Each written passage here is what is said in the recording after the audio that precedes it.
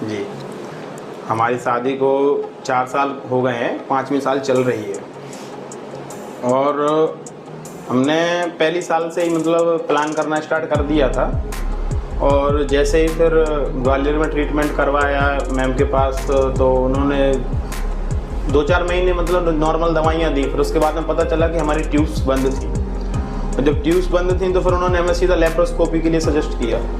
जब लेप्रोस्कोपी के लिए किया तो फिर हम लोगों ने उस पर सर्च किया थोड़ा सा कि यार के कैसे होगा, क्या होगा। थोड़ा डरे हुए थे काफ़ी। ऐसे ऐसे में तब तक हमारे 2 साल निकल चुके थे। फिर उन्होंने हमें सजेस्ट किया कि आप ना हो तो एक बार आयुर्वेदिक सेंटर जा कर के इस चीज़ का ट्रीटमेंट करवा लीजिए, तो हो सकता है आपका सही हो जाए, यदि आपको लेप्रोस्कोपी नहीं करवानी है तो। फिर हमने कहा हम कहाँ जाएँ, हमें पता नहीं आयुर्वेदिक सेंटर कहाँ है। तो फिर उन्होंने हमें आशा आयुर्वेदा लखनऊ बताया। तो हम लखनऊ गए दोनों लोग। और लखनऊ जाकर के हमने वहाँ पे देखा, सारी चीज़ की। तो फिर उन्होंने हमें भी वहाँ से कुछ टेस्ट वगैरह लिखे हुए बताए थे कि ये टेस्ट देख लेना। तो वहाँ टेस्ट भेजे करे। तो फिर उन्होंने जो भेजा कि चलो आप आ जाइए, हम गारंटी लेते हैं आपकी। फिर उसी बीच में हम थोड़ा रुके, हमने थोड़ा समझते हैं। फिर हमने हरिद्वार गए पतंजलि बाबा के यहाँ। हरिद्वार भी हमने जाकर के टेस्ट सारी चीज़ें, बात वहीं अटकी पड़ी थी ट्यूब पे। फिर निराश होकर के ही लौटे दोनों जगह से ही। फिर हमने कहा कि अब क्या किया जाए। तो फिर हमें मैम ने यहाँ की भावना मैम के बारे में बताया कि आप यहाँ बारादरी पर कल्याण IVF सेंटर है, आप वहाँ चले जाइए। हमें यहाँ के बारे में पता नहीं था।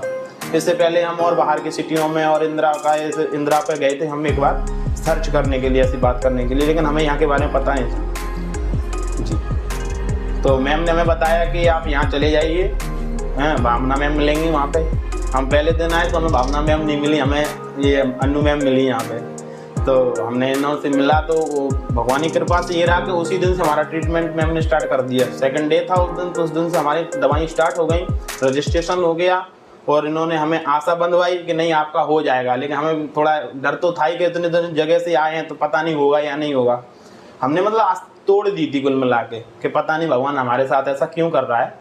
और फिर जैसे और मैम ने हमें बुलाया कुछ समय बाद, मैम भावना मैम आई। तो भावना मैम से हम मिले, उन्होंने हमें बहुत अच्छे तरीके से मतलब समझाया।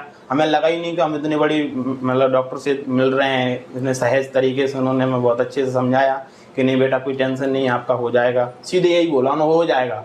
कई जगह परसेंटेज बताते हैं, उन्होंने कहा सीधा हो जाएगा। तो हमें आशा जगी।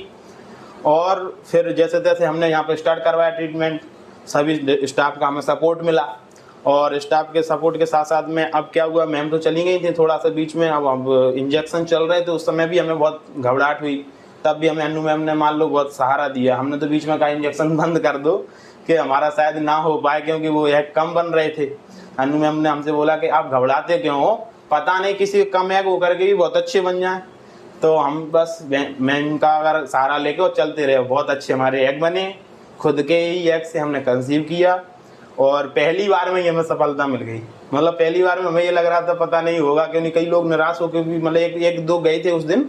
लेकिन यहाँ का सक्सेस रेट बहुत अच्छा निकला, हमने ये देखा है ना। अब वहाँ पे ये है कि 70 से 80% केसेस बहुत अच्छे पॉजिटिव निकलते हैं पहली बार में ही, है ना। और बहुत अच्छा हुआ हमारे साथ भी। अब दिल से धन्यवाद निकलता है सारे स्टाफ के लिए, मैम के लिए, समस्त लोगों के लिए कि नहीं हमें यार ये हमारे जीवन में इस पर आशा की ज्योति जगी है। तो बहुत अच्छा लगा है, नहीं तो हम तो आशा खो बैठे थे, ये समझ लो आप। तो बहुत बहुत धन्यवाद है सभी के लिए, है ना।